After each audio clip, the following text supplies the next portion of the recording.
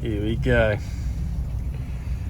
Probably the worst conditions to be driving it for the first time. Let's see if this works. Hey, look at that. Wonderful. Look at those little things. Alright, here we go. I made it. Not too many things, except as soon as I set off, the bloody gearboard just popped straight off, which threw me off a little bit. But other than that, I actually drove it right. It's just so raw and rugged and loud. All things I expected.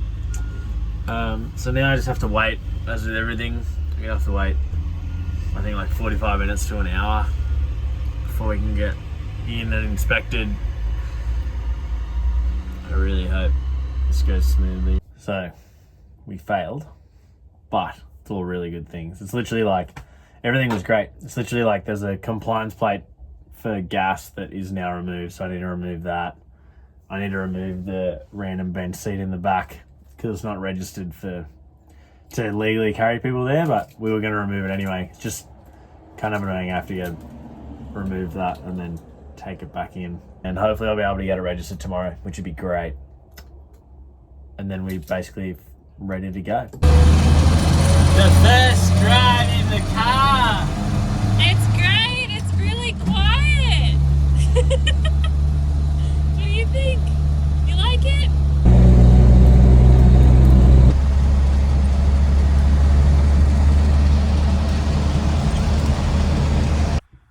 We've got our plates. We've passed registration. So stoked. Woo. It could have been one of those things that we were hoping it was going to be straightforward, but it could have been one of those things that could have just rolled on and on and on and on and on and basically prevented us from the efficiency that this build sort of has to run with. Mm-hmm. So it's a massive relief. Yeah, so we figured we'd sit down now and address some questions that we've had and really just lay out why we are downsizing, why we're going to another 40-year-old car, why we're going to a 4-wheel drive, all that. And future plans with it as well, just to give you guys a rundown of like the next few weeks that we have ahead for us. So, first impressions, thoughts? Basic, very simple, very loud. Very loud. Yeah, we kind of knew that going into it. I think because we're coming from another 40-year-old car, yeah, we had low expectations in regards to that. We weren't coming from a very new car that has air conditioning, power steering, all that. Vance didn't have any of that. Yeah. So yeah, coming into Nigel wasn't that much of a shock in terms of transitioning, really. Yeah. I think if you've spent your whole life driving around in nice smooth sedans that are actually airtight and watertight and power steering and all that, it would definitely be a shock. But I find even now, going back to your favourite, like when we had a hire car in Perth, it was like the weirdest feeling driving something with like a little steering wheel with power steering. And I think we're very much fitted more so, like we enjoy the whole experience that is driving an older car and like a more sort of rough car, I guess. And we know what goes into having a vintage car. We know that there's going to be a lot of mechanical work that needs to be done. Spare parts are going to be needed more regularly. We are very capable of that after having spent the last 3 years in Vance. Also, older cars are just that little bit easier to be able to work on yourself. You can sort of bodge things, a bit more bush mechanics are so capable, simple. just simple. Not saying stuff won't go wrong, but if they are, it means generally like a lot of the stuff we can do ourselves, at least to be able to get us going that bit further and get us out of a pickle if we're on the road or whatever it may be. So that's we totally understand what's involved. There's definitely a lot for me to learn still, but we're willing and we know what's sort of a part of having an old car, particularly something like that. So now we'll touch on why we actually decided to make this transition and downsize and go into a 4-wheel drive. We had originally, if you had seen previous episodes, we literally bought the Land Rover and then 2 days later, Vance carked it. It wasn't really part of the plan, which had thrown a spanner in the works, but I've been looking for a year to a year and a half for like an older 4-wheel drive. to move into. I researched so many different avenues. I've got a fair few favourites that I really like, the Land Rover being one of them. COVID tax was super high on a lot of vehicles, so it meant it was hard to, I guess, for anything to be worth pulling the trigger on. So we just didn't, and Vance was still great. We love Vance, so we just kept living in him, and if something popped up, we would have jumped on it, which we ended up doing on this one. So the reason why we wanted to go four-wheel drive was basically just being able to go that little bit further. We've met so many people on the road as well in four-wheel drives in smaller spaces that still just manage just as happily. There are general sacrifices that you make, but Vance was never a big luxurious van to begin with. Yeah. So we're not going from like this luxe setup to then having a smaller amount of space. We having an engine in the back for one got rid of so many storage options for us in Vance, that we already had a limited amount of space. It was awesome having a pop top, but quite frankly, we only ever really did it for increased airflow or like if we were fully set up somewhere. That was just personally. Some people literally pull into a car park, pop the pop top up every single time. We just didn't really feel a need to. We were fine like hopping in and out, sitting. As long as you can sit in it, we were fine with it. And then we prepared food outside. So pop top is amazing, but it was also not like a massive thing for us that was, I guess, the most important when it came to day-to-day stuff. It just really increased airflow and was nice to have that extra bit of height when we were fully set up somewhere. Yeah, and with the pop top, it's still a canvas material, so at night if it was really windy we would have to put it down. So yeah, it'd still be flapping away. So yeah, so in this instance, yes, we're having a rooftop tent. If it is too windy, we made it, or we will make it, the Land Rover, so that we can sleep when the rooftop tent is down. So it's a similar kind of setup. Yes, of course it's going to be a little bit more crammed, but when we viewed it that way, we realized it really wasn't that much of a difference, and being able to now go on any track and like in sand and everything like that has just opened up an entire new world for us.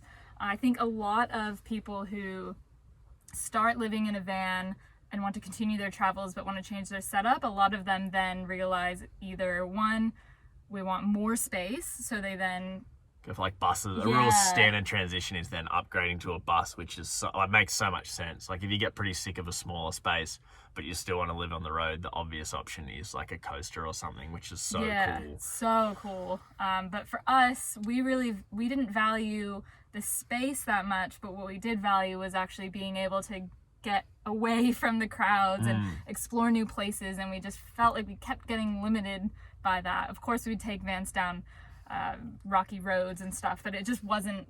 We valued more getting out. The obvious choice was getting a four-wheel drive. We were honestly like, we were in Vance for 3 years, and again, like, we're talking a small space, and not once was space an issue. Like, was never a thing for us that we were getting really sick of, which is a massive thing. Like, I'm sure a lot of people get real over the space, but we just really didn't mind how tight it was, which means I think going from Vance to the Land Rover is going to be far easier. I think it would be a very rude shock going from, if you went straight into full-time living from living in an apartment or a home straight into that, I think it would be nuts. But because we basically just prioritize what we find valuable with travel, and the thing we get the most from it is being secluded, being completely removed and going to those far, hard-to-reach places and just enjoying it that way. The biggest thing with this build, and I guess this is sort of transitioning more so to future plans that we have for the build and stuff, is a non-negotiable is still having a nice, almost like lounge area inside. One thing that there's no way I could do, and I take my hat off to people that do this, is where they do travel in a four-wheel drive and they fill the whole back with storage, and you have to either be only in the rooftop tent or outside under the awning. I personally couldn't. We need an inside space, definitely. So we've built the build around that. So we'll still have, actually, I personally think, a more comfortable workstation setup and chill lounge area than we even had in Vance. Yeah. And we've made it that way to be very comfortable, not just a bed and that high rear-facing bench seat, but rather quite a comfortable workspace with a movable table. We didn't really have a nice table set up nice and in front of us for working on our laptops and anything like that. So Yeah, I think that, obviously we spent the last 3 years on the road, and we have our second van build in Vance was a massive step up, and we did it based off of what we did and didn't like about the previous build. So if you are thinking about traveling on the road, one of the best things that you can do is rent out other people's vans or four-wheel drives, see their setup, see how you like it, pick and choose what you do and don't like, because you really don't want to just make assumptions like, of course we're going to want this kind of setup on the road. This and will be someone good. else has done that, but they've prioritized that because they really like X, Y. Like some people say, without a doubt, you have to be living in a place that you have to stand up in. I totally get that, but we've gone, well, we don't prioritize priority-wise. It isn't as much of an issue for us. So again, it's so specific to everyone. Yeah. And even something as straightforward as like storage options in such small spaces, you know exactly what needs to go where, and you can purpose build the cabinetry. So it's not a matter of going, oh, we'll just pop in like a little door here that holds, we'll figure it out. It becomes really annoying, but if you already know exactly what's going in every single spot, you can purpose build absolutely everything to make the most of every single square inch to where it makes so much sense. And having experienced it makes it so much easier to plan for. Hiring for sure makes sense, and you can really start to figure out, like instantly, you'll know within like a week, you'll be like, oh, that aspect of whatever build is really annoying. I'd prefer to do it this way or that way. Obviously, the longer you do it, the better. We had the year in advance plus weekend trips before it to where we figured out solutions for heaps of different issues that we had with that first build. So that definitely helps. And it's going to mean that this build is, we know exactly what to expect. We know exactly what to build for everything, and we know everything as a home. So yeah, we really don't. Obviously, a pop top would be fantastic. Yeah, I was going to say, this leads us to our next topic, which we've gotten a lot of comments saying, make sure you get a pop-top conversion. Like, look, of course that would be amazing. Like, if we could have a pop-top in Nigel, hands down, we would do it. There are a lot of factors to take into consideration. Factors, and big factors. Yeah. So, one being, it's a Series 3, not a Defender. They are very, very slightly different. So most companies do stock Defender pop-top fit-outs, not Series 3 fit-outs. So instantly it wipes out, I think, almost every other pop-top company bar one, unless we obviously find a donor vehicle, which I haven't found, a Dormobile pop-top. So that leaves us with the one other one, which are the Expedition Center pop-tops, which are phenomenal. They are instantly, when we were thinking about four-wheel drives, I was instantly thinking these guys. But I think it's like a ludicrous wait time. It's like 8-month wait time. Well, it was when we inquired, which was yonks ago. So I don't know what it is now.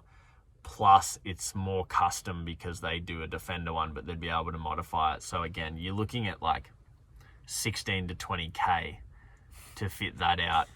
Which, okay, excellent. You can stand up in it. But as we found with Vance, if it's windy, you put the pop-top down. If you put the pop-top down, you can't sleep in the pop-top, which means you're still going to be able to sleep downstairs. Exactly the same as a rooftop tent. In Vance, we only put the pop-top up when we really needed more airflow, which of course is great, but I personally just can't even justify the price difference being 2 to 3 times the amount of a really high-quality rooftop tent for the ability to do that. It doesn't make much sense to me. Even living, but that's again a priority for us.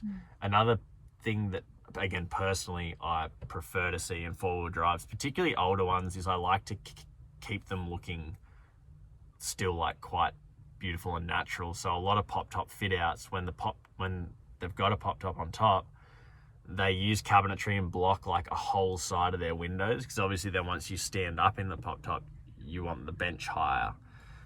But I really don't like the look of having a beautiful vintage forward drive and then just blocking up the whole side with random cabinetry and stuff. Like, I love the idea that we're going to keep all windows open except the 2 little back ones, but you'll see that in the future.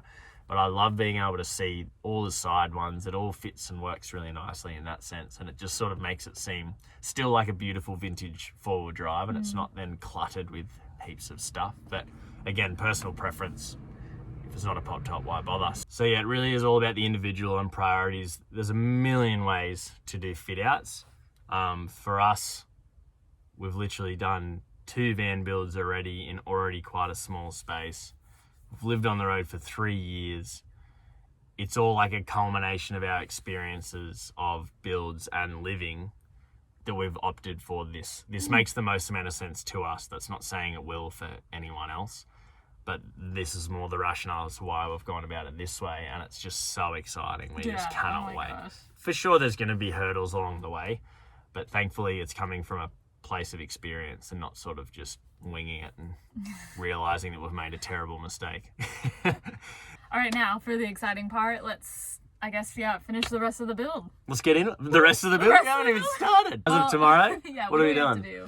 Wow, we have so much ahead of us. But we're just going to start off pretty slow and we'll jump in to tomorrow. Time to clear out Nigel. See what we're working with.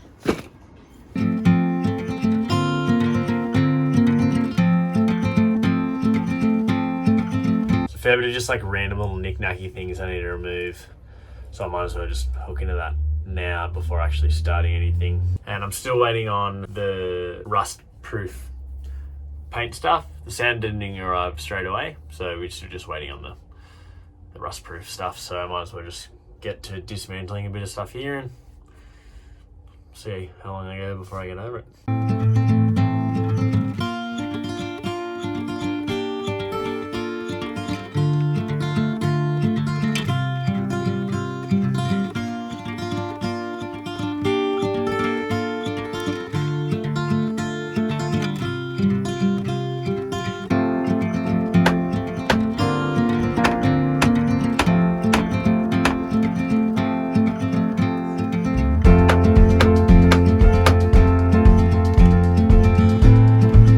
Mess. But the issue is the first week we were here without the vehicle, we didn't have any rain, and now it's just raining every day, constantly, on and off, all the time, which means, and because we don't have a home, we obviously can't just leave all our stuff everywhere. So I have to keep putting it in here, work around it.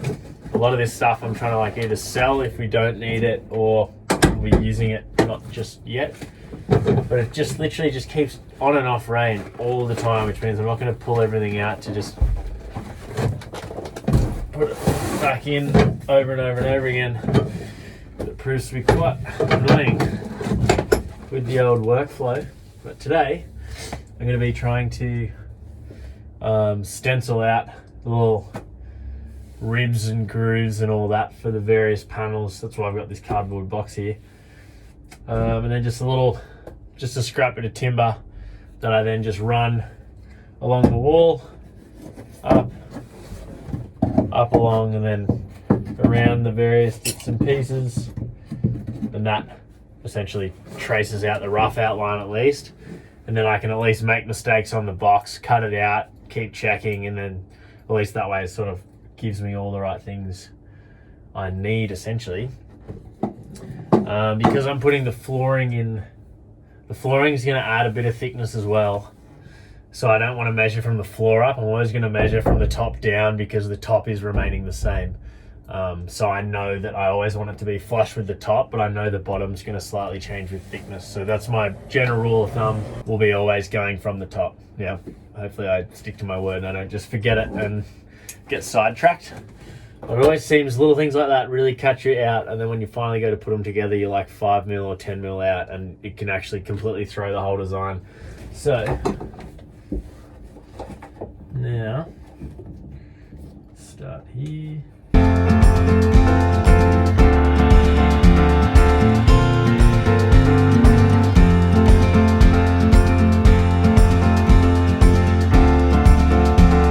That looks pretty good. Then I'll be able to, still have to fine tune bits and pieces. Obviously it's cardboard and annoying to cut accurately, but as a whole, at least now I've got all my points that I'll be able to sort of start working with, so that way I don't have to make, it's not such a big deal with the timber, and I hopefully don't have to do too many back and forths for it to slip in nicely. Also not swinging this sheet of timber around trying to figure it out, because this is going to be the edge of probably one of the biggest pieces we have in this build. It's going to mark the end of where the fridge is, and then it's going to make a wall, as well as then coming up over the top for a little, like almost like a headpiece along all the way to the other side, and then it stretches all the way along the bottom as well. So this is probably like one of the biggest pieces. So I've got to template it for me to be able to even start looking at trying to get it to fit.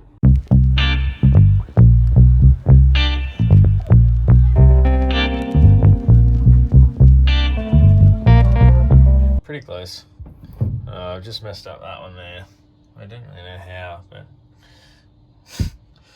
that's life, huh? Everything else looks like it'll line up pretty well. That's just stopping me from getting it in closer. So once I just take that little chunk out, see if it all fits. After a few back and forths, it's looking pretty good. I know I said I didn't want to be lugging a big sheet in, but one reason, particularly because this is the very first one I've done, one reason is, as I said before, I'm going relative to the ceiling, and this needs to be square, and everything has to be based off of this square. So one thing with building vehicles is because nothing's ever square and there's always random stuff. You end up basically, you can't use a square really, or if you can find something that is square, use that for all of your, like a reference point basically. So I'm always going to use this ceiling because it is actually dead flat between the ridge lines, and I can go relative to that with measurements from and to, and then also trying to make it somewhat square. So at least this way, because this is such an intricate side panel with so many little cuts and bits and bobs, and I want one continuous piece that basically goes along the bottom, up the side, and over the top, it has to be perfect.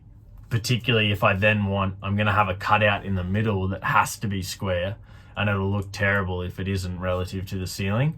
So by having this long piece, every time I'm checking, I'm using, this was handy that this was scrap because there was holes in it for me to put my fingers in, but I'm using my fingers to jam it right up against the ceiling top so that that long end, the long side that is square, is flat up against it, so that that's always accurate. Otherwise, if I just keep going back and forth with a smaller piece and I think I'm kind of flat, it can keep meaning a variation in what cuts I do. So this big piece is, while it is a bit annoying, it's basically, it's just a glorified cardboard really, just MDF. That way I can just make sure I'm always making reference to that for everything that I do, so that it's a bit more accurate, because building in vehicles is one of the most annoying things. Thankfully, this is quite square, or somewhat, compared to a lot of other rounder vans and whatnot, but every build has its quirks.